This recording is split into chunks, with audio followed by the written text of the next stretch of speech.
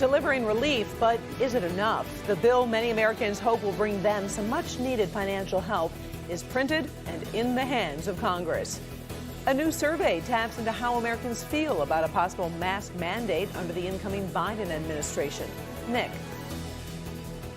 We first told you about a Clinton Township mother who was honoring her daughter by helping children during the Christmas time. Well, that has gotten much bigger over the past 2 years. Rain and snow on Storm Tracker 4, not going to last all that much longer, but it will come back. We'll look at that, plus the big switch for the Christmas holidays. All right now, first at 4. Live from downtown Detroit, home of WDIV and Click on Detroit, Local 4 News First at 4 starts now.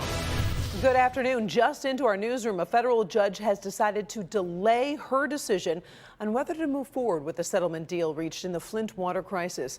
The proposed $641 million settlement would resolve current civil lawsuits connected to the crisis.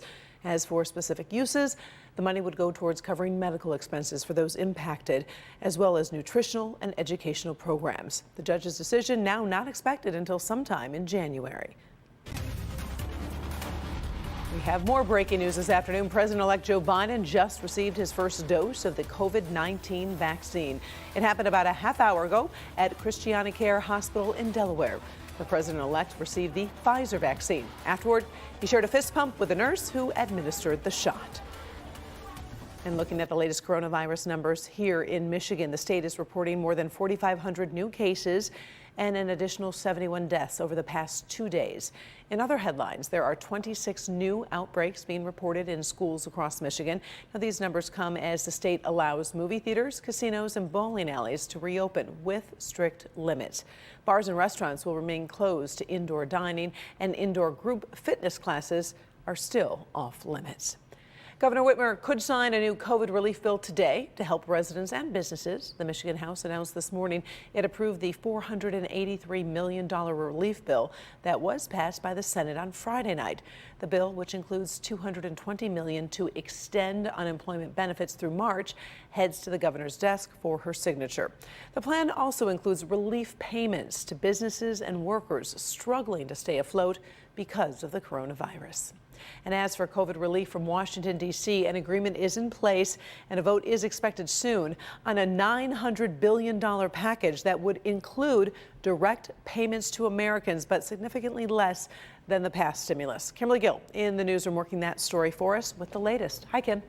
Hi, Karen. Good afternoon. The White House has signaled President Trump will sign the bill, which includes more loans for businesses and billions for COVID-19 testing and vaccination distribution. But here's what's likely that it will mean for individual people. Take a look here. The deal restarts that $300 boost to federal unemployment insurance benefits. It also extends the moratorium on evictions for renters, but doesn't specify how long that will last. Now, as for stimulus checks going directly to Americans, most people will get a $600 payment, and that's $1,200 for couples making up to $150,000 per year or less. Here's what Representative Nancy Pelosi had to say about the bill today. Listen. We must recognize that more needs to be done to crush the virus, to put more money in the pockets of the American people, from the American people, to the American people, and again, to fill in the gap that has been purposefully left to honor our heroes. Now, Treasury Secretary Steve Mnuchin says money should begin appearing in people's accounts as soon as next week via direct deposit. There has been some blowback on social media, though, with many people expressing frustration over the drop from this past spring's $1,200 stimulus to now $600. But Senator Chuck Schumer hinted at more to come. He tweeted, "This bill is a start, but it is not the end of the story. Anyone who thinks this bill is enough hasn't heard the desperation in the voices of Americans." This is an emergency COVID relief package. Will work to provide even more under President Biden.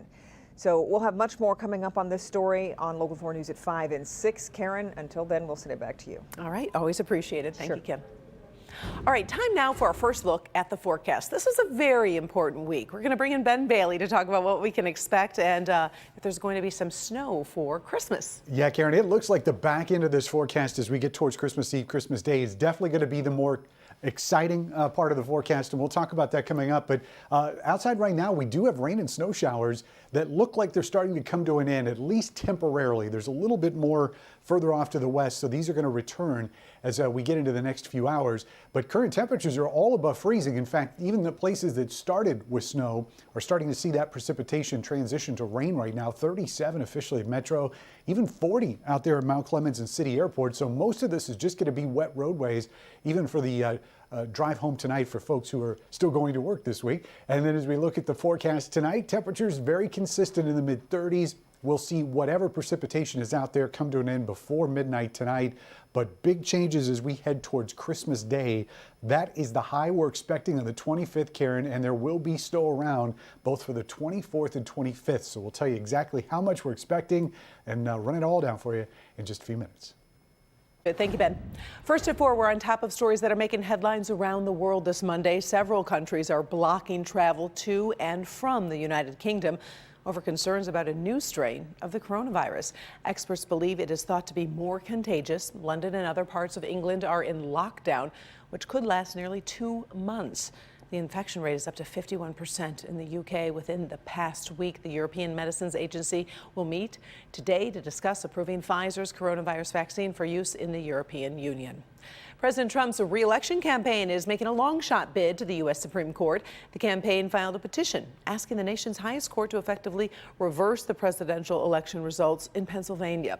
More specifically, it asked the justices to reverse 3 decisions from the Pennsylvania Supreme Court, easing some of the state's election rules related to signature verification, election day observation, and mail-in ballots. In one of his final acts as Attorney General, Bill Barr announced new charges in the downing of Pan Am Flight 103. The Justice Department announcing charges against a man who they say built the bomb.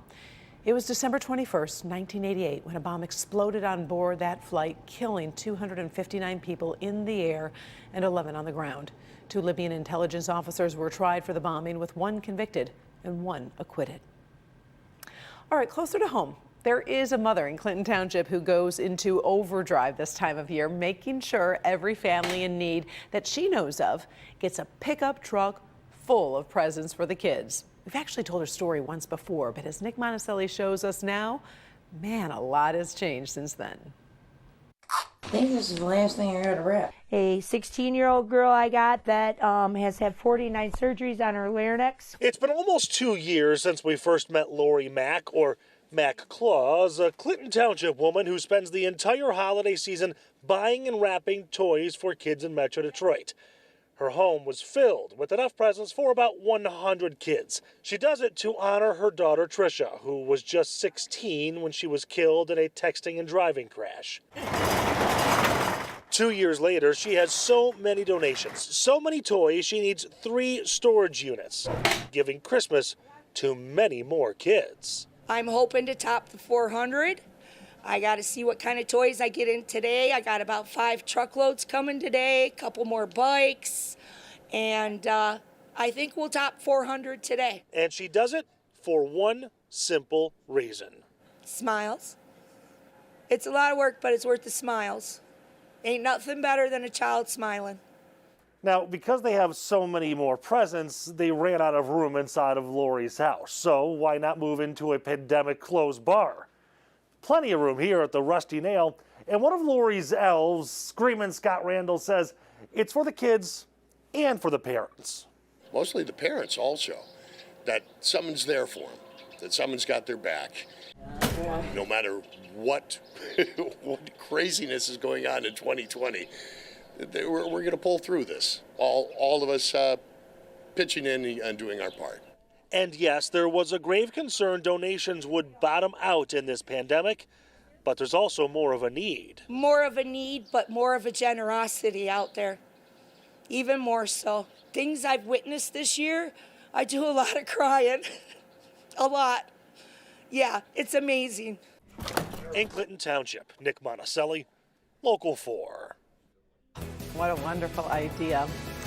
Coming up, first at 4, Dr. Anthony Fauci takes to the airwaves to address one of the biggest concerns children have about Santa Claus and the coronavirus. Rod. All right, maybe you're thinking about New Year's resolutions for 2021, especially when it comes to your money. But let me tell you something, it's not going to work. What will work? We're going to let you know.